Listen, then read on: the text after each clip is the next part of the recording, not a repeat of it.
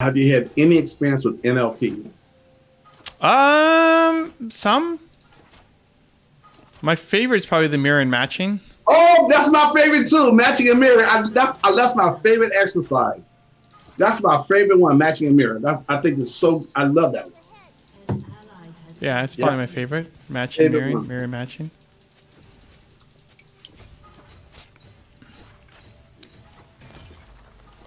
That's my favorite technique.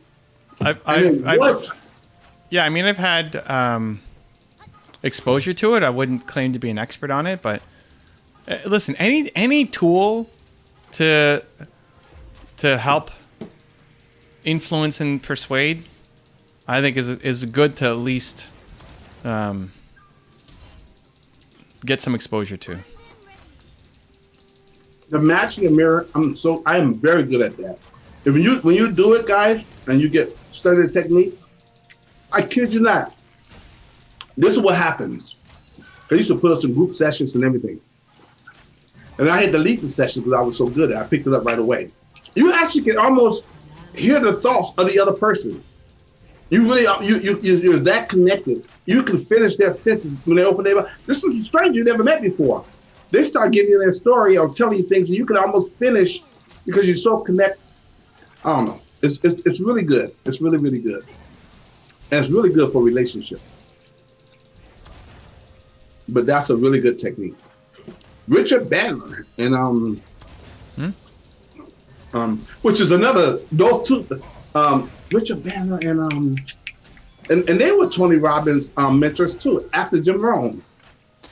Yeah, I mean Tony's a huge fan of it. Still teaches it. I mean, it's still. But he did change it to NAC because, legal things. Well, sure. But I think that's one of the... Tony's brought in a bunch of technologies and tools over the years. That's one of the most consistent one that he uses and still teaches and still talks about. So... And I think it was NAC, which is neuro-associative conditioning. NLP...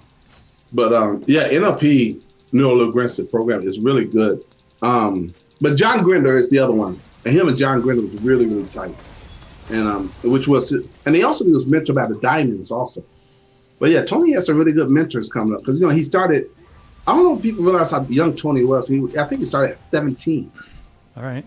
He started at a very young age. And he started doing NLP at 19, the fire walk, over the fire clothes and all that stuff. And got a lot of help from Mr. Mackey. He definitely popularized it because it was such a new science at that time, back in the 80s, long time ago. Well, and that's where when you can combine things, right? Like that's part of the genius of combining your passions, right? He was super passionate about learning these technologies. Nobody else had applied it to personal development before. He didn't come up with NLP. Mm-mm. He was the first one just to bring it to the personal development world. He used to fight so many hypnotherapists back in the day and psychologists and psychiatrists and all the people. He used to fight. He used to get sued a lot. Well, that's Tony got his story. Y'all go check it out.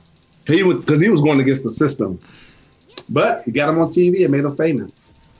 Sebastian says, I've started learning it. I just find it hard to do it on myself. What? This is the NLP? No, but you can do NLP on yourself. But he just kind of. But that's where you get a partner, man, or get some training. NLP on yourself, like the like Superman pose kind of thing, or what? But you could do self hypnosis on yourself. Oh. So I think he wants to try it on himself because there are techniques you can use on yourself to change your limited beliefs, all that kind of stuff. If you're having difficulty with that, go get a trainer or get a partner.